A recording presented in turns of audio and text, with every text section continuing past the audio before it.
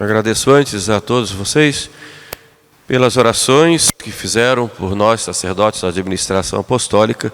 Estávamos a semana em Campos no nosso retiro canônico, nosso retiro anual. 40 e tantos padres, acho que uns 44 padres juntos lá, todos da administração apostólica, rezando, meditando, buscando a nossa santificação, como sal da terra e luz do mundo que somos todos nós. Agora estamos aqui de volta para continuar esse nosso apostolado em diversos lugares, não só em Campos, mas em várias dioceses do Brasil onde nós estamos. Mostrando, vivendo esse apostolado, sobretudo da missa, da forma tradicional, em comunhão com a igreja. Hoje a igreja nos chama a atenção a respeito dos falsos profetas. Acautelai-vos, atende-te, acautelai-vos, cuidado com os falsos profetas, que vêm a vós vestidos de peles de ovelha, mas por dentro são lobos rapazes, lobos espertos e muitas vezes vorazes. A história nos conta muitos exemplos de profetas que tinham aparência de peles de ovelhas, mas eram lobos. Muitas vezes nem sabiam que eram, mas devido à sua pouca virtude, terminaram mostrando a que vieram. A história conta, no século XII, havia um homem, um rico comerciante de Lyon, chamado Pedro de Valdo, que começou a reunir com alguns sacerdotes para traduzir a Bíblia para a língua do povo e começar a fazer certos ensinamentos, sobretudo bíblicos. Tendo morrido um dos principais sacerdotes, ele decidiu então, dizendo-se iluminado pelo Senhor, de fazer um grupo de pessoas para pregar, viver a extrema pobreza e pregar. Deu tudo o que tinha, era um rico comerciante, distribuiu tudo para os pobres, deixou a esposa e reuniu um grupo de pessoas, começou a pregar com a Bíblia na mão, pregando. E às vezes, evidentemente, tinha lá seus exageros. O bispo de Lyon chamou a atenção dele. Era uma época de grande crise na igreja. Havia uma crise do nicolaísmo, concubinato de padres, vida dissoluta em muitos setores do clero. Também tinha lá a questão da simonia, muitas vezes venda de cargos, ofícios eclesiásticos, muito culto ao dinheiro também no meio do clero. Depois havia o problema das investiduras, quer dizer, o poder secular se envolvendo na vida da igreja. Isso gerava uma certa corrupção, ou grande corrupção. Tanto é que depois vem São Gregório VII, e sua reforma vai exatamente nessa linha. E Pedro de Valdo prega e começa a pregar diante de uma grande crise, atrai muita gente. O bispo então chamou a atenção e deu uma reprimenda, um corretivo nele, pelo modo como ele fazia. Ele então recorreu ao Papa Alexandre III, e o Papa aprovou o trabalho dele. Pode continuar vivendo dessa forma que vocês vivem, nesse espírito de pobreza, nesse espírito evangélico, porém, para a pregação, vocês devem estar sujeitos ao bispo do lugar, o bispo de Lyon. Ele, então, não satisfeito com a resposta do Papa, desobedeceu e começou então a pregar heresias. Aí rompe com a pregação da igreja e já diz que aí já começa a atacar o sacerdócio. Isso de tabela ataca a missa, ataca também a igreja, começa a dizer que a igreja não é tão necessária para a salvação, e começa a cair então em várias heresias. Alguns historiadores o colocam como um proto-protestante. Quer dizer, Lutero já encontra aí um vovozinho que vai então depois se desenvolver lá na frente. Pedro de Valdo. O bispo de Lyon então o excomunga, é excomungado, e faz o grupo dele e começa então a se espalhar. Estamos numa crise, quando alguém aparece gritando, muita gente tem aquela tendência de ir atrás, muitas vezes levada por reta intenção, mas sem os critérios da igreja. E faz aí o grupo que hoje é conhecido, pois passou a ser conhecido como o grupo dos valdenses. Estamos aí em 1170, depois evidentemente isso vai crescendo, vai alguma parte da Itália, mas sobretudo na França, no Languedoc, ali também na Boêmia, se espalham esses grupos depois chamados então de valdenses. Depois, quando vem o século XVI, eles se unem a Calvino e são protestantes hoje. Há alguns grupos ainda no mundo. Tudo originário pelo Pedro de Valdo. Na mesma época surge também um outro homem, também consciente da situação da igreja, e ele passa então a querer viver na radicalidade do Evangelho. Deixa também tudo o que tem, era filho de um rico comerciante, também era um grande cavalheiro, lutador, deixa tudo, abandona tudo para viver o Evangelho na forma radical.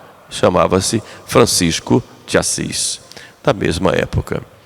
E Francisco de Assis também enfrentou problemas, também enfrentou muitas incompreensões, mas o que fez Francisco? Começou a viver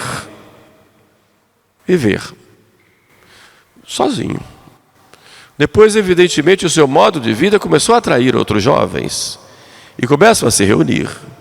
E depois outras jovens, aparece a Clara também lá, e começa a reunir moças e que são colocadas num convento, numa clausura. E o movimento se espalha de tal forma que pessoas começam a imitar Francisco de Assis no seu modo de viver. E aí acontece a reforma, que Deus queria agir através de Francisco. Mas o que faz Francisco? Francisco, ele não vai contra, abertamente, ninguém. Ele simplesmente vive o Evangelho. E prega o Evangelho com a sua vida e com as palavras. Depois vai a Roma, numa peregrinação, com os seus irmãos, os seus frades, se prostra diante do Papa, ali já estamos em Inocêncio III, o grande Papa da Idade Média, recebe a aprovação do Papa e começa a viver o Evangelho. E foi a grande reforma, a reforma que Francisco vem estabelecer pela sua forma de vida. Depois a pregação, na época já tem um Santo Antônio, e todos os outros frades começam a pregar, a ensinar pela sua forma de vida e depois pela pregação juntamente com a igreja. Então nós vemos aí duas pessoas da mesma época, vendo as mesmas situações, com as mesmas preocupações, podemos dizer, porém com atitudes diversas na hora de responder ao chamado de Deus. Um, Pedro de Valdo, que revoltado com a igreja, rompe e diz, tem que ser do meu jeito. E outro, unido à igreja, apesar das dificuldades, vive nessa comunhão com a igreja e depois a história mostra, né, quem teve a bênção de Deus para a obra, como nós temos até hoje a grande família franciscana, dividida lá nos seus 3 ramos, e depois a inspiração que São Francisco faz em toda a história da igreja a partir daí. Nosso Senhor, quando diz cuidado com os falsos profetas, ele chama a atenção que muitas vezes vêm com peles de ovelhas. Não julguemos, aqui não falamos de intenções, isso Deus julga, mas a gente vê que tipo de frutos trazem. Fruto de caridade, fruto de perseverança, fruto de eclesial, fruto de comunhão, fruto de obediência, ou é um fruto mais de independência, um fruto mais de rebeldia, um fruto mais de vaidade, de querer estar acima e dizer, eu sou o grande reformador. A história está cheia de exemplos desse tipo. São João Crisóstomo, ele quando fala dos falsos profetas, ele vai numa outra linha. Ele diz que os primeiros falsos profetas somos nós. Somos maus cristãos. fomos batizados, recebemos a veste nupcial, recebemos os sacramentos, muitas vezes vamos à igreja, muitas vezes nos confessamos, comungamos, mas na nossa vida, no dia a dia, nós nos deixamos levar pelo espírito do mundo, que é inimigo de Deus. Ai daquele que quer abraçar o espírito do mundo. A Sagrada Escritura já diz que quem se faz amigo do mundo se torna inimigo de Deus. E o espírito do mundo vai no caminho de uma submissão às paixões desordenadas, a sede desordenada de prazer, fora do plano de Deus, sede desordenada de poder, isso muitas vezes dentro da igreja e nas nossas comunidades também, essas brigas, essas desavenças, esse achar que eu tenho as melhores soluções, as coisas têm que ser do meu jeito e do meu jeito. Essa falta de caridade que existe muitas vezes de um para com o outro, de paciência, de compreensão, de atenção, de acolhimento, isso tudo faz parte desse falso profetismo em que nós podemos muitas vezes ter, e pela nossa vida nós não damos o bom exemplo. Então São João Crisóstomo diz, os maus cristãos, e aí nós englobamos todos nós, os maus batizados são falsos profetas, porque pregam uma coisa, creem numa coisa e vivem outra. Então, como a palavra diz uma coisa, mas com um exemplo prega outra. Então, é lobo vestido de pele de ovelha. São João Crisóstomo é muito duro nesse sentido, quando ele chama a atenção. Depois há um culto também no mundo, que é o culto dos bens materiais.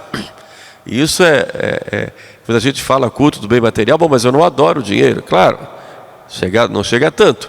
Mas o mau cristão pode ter uma vida mais horizontal. Horizontal, não vertical, horizontal. Então, na verdade, a cruz ela é vertical e ela é horizontal. O cristão está cravado na cruz. Então ele recebe o amor de Deus e espalha o amor de Deus onde ele está. Ele é uma cruz. Tem a haste. Ele está unido ao nosso Senhor. O céu ligado com a terra. O meu coração é só de Jesus. Mas esse amor que veio de nosso Senhor deve se expressar no modo como eu trato as outras pessoas. Como eu vivo o amor de Deus no dia a dia, seja dentro da minha paróquia, da minha comunidade eclesial, aqui estou falando no bom sentido, seja na família, no contato com as pessoas, eu tenho que ser a expressão do amor de nosso Senhor. Se um dia acabassem todos os livros cristãos, se um dia a Bíblia fosse destruída, nós, cristãos, deveríamos ser o Evangelho vivo. O Evangelho vivo. Prontos a enfrentar as dificuldades do dia a dia. Prontos. Com coragem. Pela nossa vida. Se nós estudamos a vida dos primeiros cristãos e dos mártires, Santa Perpétua e Santa Felicidade, por exemplo, que obrigadas a deixarem a fé, e elas são firmes no testemunho da fé, e estão jogadas lá e mortas por uma vaca. Um Santo Inácio de Antioquia, que diz que ansiava para ser jogado aos leões, que viessem triturá-lo como um trigo, para ser destruído e para brotar para a vida eterna. Imagine enfrentar leões famintos. Os cristãos hoje têm medo de barata, têm medo de rato. Imagine um leão. Meu Deus do céu! Meu Deus, que falta de coragem. Mas o liberalismo que entrou no mundo e depois entrou nas veias da igreja, levou todo mundo essa moleza. Os cristeiros no México, quanta lição nos dão. Abrem os braços e dizem: viva Cristo Rei. Pá, um tiro. Às vezes até na cova vai lá. vai na cova onde você vai ser enterrado, e pá! Então, muitas vezes, esse falso profetismo está dentro de nós mesmos, que não temos aquele cuidado em viver o que nosso Senhor quer de nós, viver o Evangelho, ou então pregamos uma coisa e vivemos outra. É claro que todos nós temos uma luta, e nunca devemos fazer as pazes com o pecado, e devemos continuar sempre lutando. Mas não podemos ter uma espécie de catolicismo light. Hoje tudo é light, né? Refrigerante light, comida light. Tem gente que tem um catolicismo light, quer dizer, um catolicismo sem compromissos mais sérios. Só uma pintura muito bonita, mas tudo light. Nada que me force, nada que me pese, nada que me cause dificuldade, nada de grandes compromissos, nada em que eu possa ser incomodado no meu status de vida. Tem que ser tudo light. Vivemos nessa geração light. Se não for light, eu não quero. Tudo leve. Nada me pese.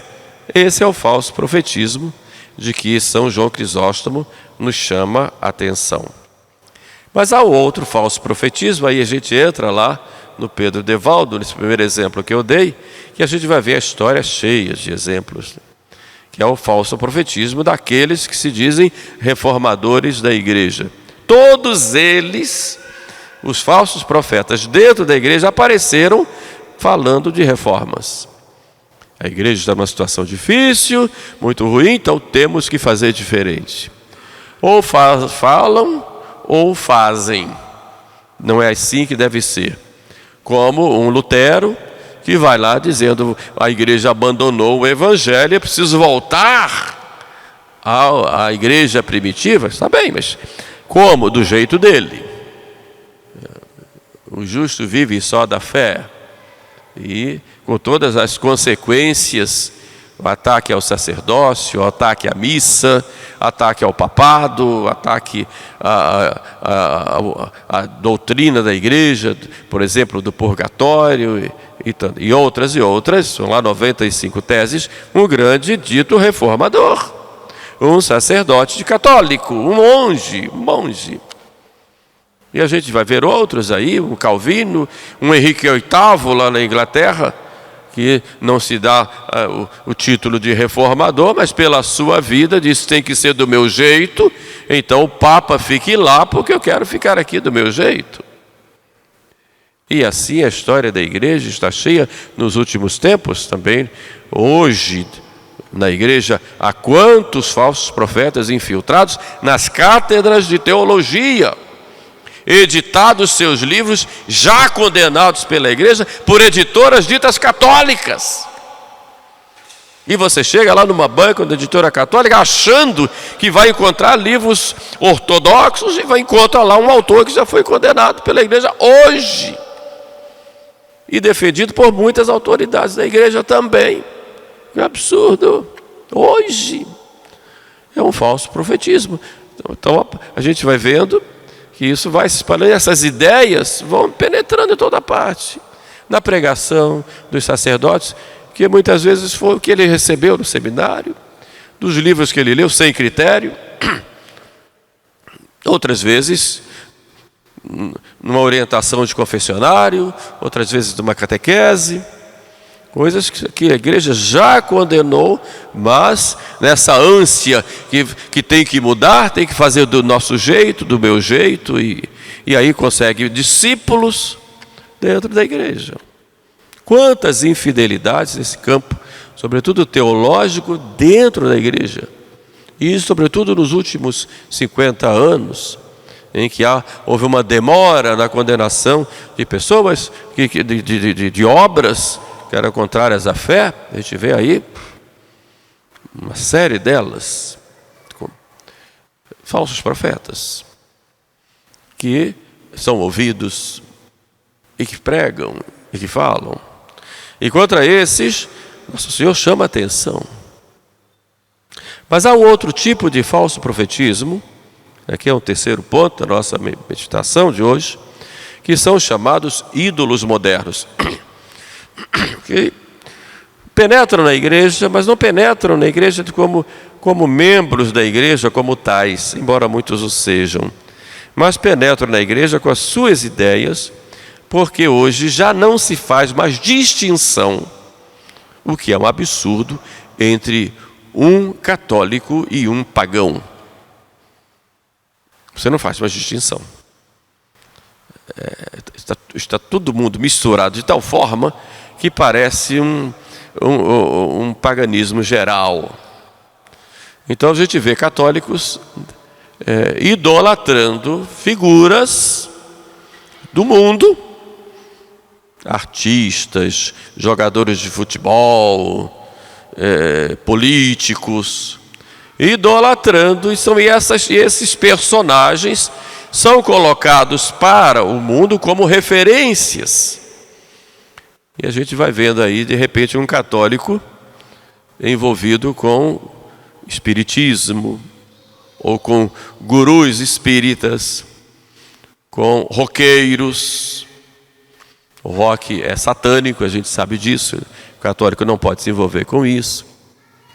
E são colocados como modelos, artistas. E depois que morrem, então, meu Deus do céu, virou Deus. Virou Deus. E a mídia começa a elogiar, começa a falar de coisas até inexistentes a respeito da pessoa, para ter ali um Deus. E para tudo diante de um ídolo moderno. Todo mundo tem que entrar se submeter, ou então tem que olhar aquilo como um modelo, como um exemplo. Vai olhar o modelo de família? Modelo de família? Há artistas aí que tiveram mais de 10 casamentos, 10 maridos, 10 esposas. E o católico não vê isso. Mas são referências, são modelos. E, moralmente falando, não podem abrir a boca, porque doutrinariamente falando, isso é um absurdo. Então a gente precisa ter muito cuidado para a gente ter critério a quem a gente admira e a quem a gente segue e a quem a gente não deve seguir. Depois, hoje, nas redes sociais, os chamados influenciadores, também nos meios católicos, podem ser falsos profetas. Então, pessoal, toma cuidado. Eu sigo fulano, mesmo que seja um padre, cuidado. Sigo um padre fulano, um padre cicano. Outro dia eu fui pregar numa igreja do interior do estado aí. Uma senhora levantou no meio lá, na hora das perguntas, levantou: eu sigo o Senhor. Levei um susto.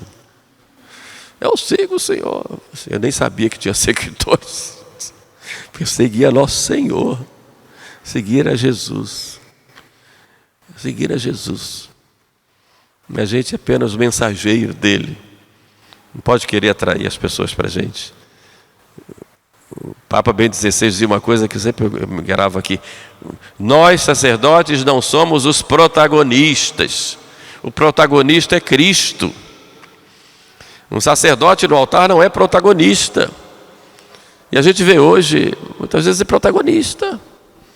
Tem que atrair as pessoas para si. Muitas vezes na liturgia se torna um animador de auditório. Vamos, minha gente, batam palmas. Mesmo protagonista. Isso está errado. Não é o protagonista. Não vou tomar o lugar de Nosso Senhor, o lugar dele. O Senhor, Nosso Senhor, ele poderia, evidentemente ele deixa, né, até ver a humilhação, mas poderia muito bem dizer: sai da frente que o lugar é meu. E a gente fica na frente dele. Então, isso, infelizmente, se coloca como protagonistas, como ídolos que o mundo eleva. A ideia que tem do sacerdote hoje, meu Deus do céu. Vejo aí tantos irmãos de sacerdócio que vão para a mídia, cada um com sua vocação, mas muitos meninos do seminário consideram que aquilo ali é quer ser padre. Pegaram o microfone, sair cantando, dançando, pulando, usando uma roupa justinha, cheia da moda. Não? Aquilo é ser padre. Agora aquele padre do dia a dia, que fica lá o dia inteiro no confessionário, que sai para correr para atender doente, que vai preparar as pregações, que vai estudar, que vai atender as pessoas, que vai celebrar a missa. O padre é da mídia. Precisa tomar cuidado, sem julgá-los. Deus aqui sabe das intenções, mas precisa ter cuidado. Porque muitas vezes esses personagens são colocados como modelos. E leva muita gente atrás. Cuidado com os falsos profetas. O que é que nosso Senhor nos diz? No final, e aqui eu já encerro. Nem todo aquele que diz Senhor, Senhor entrará no reino dos céus, mas todo aquele que faz a vontade de Deus que está nos céus, esse é que entra no reino dos céus. E a vontade de Deus qual é? São Paulo disse hoje na epístola: a vossa santificação. Sede perfeitos, como o vosso Pai Celeste é perfeito. Então a vontade de Deus é que eu seja santo, um dia de cada vez. Por que você não experimenta dizer de manhã: hoje eu vou ser santo? Vou ser santo, eu vou não só evitar o pecado, mas vou fazer boas obras. Hoje. Não vai ficar dormindo o dia inteiro para não pecar, porque aí já não dá, né? Mas hoje eu vou ser santo. Faça as suas coisas, né, com caridade. Hoje eu vou ser paciente. Oh meu Deus. Hoje eu vou ser prudente. Hoje eu vou tratar todo mundo bem. Hoje eu vou fazer minhas orações. Hoje eu vou trabalhar melhor. Hoje, faço hoje. Hoje eu vou ser santo. Se você conseguir isso, fique feliz. Meu Deus do céu, eu consegui um dia ser santo. E no dia seguinte repita, porque se você foi santo num dia e no outro dia relaxou, porque você não teve vergonha, perdeu a vergonha no dia seguinte. Então repita e vá ser santo cada dia. Vamos fazer essa experiência. Assim vamos ser bons profetas com a nossa vida, diante de Deus e diante dos irmãos. Louvado seja nosso Senhor Jesus Cristo.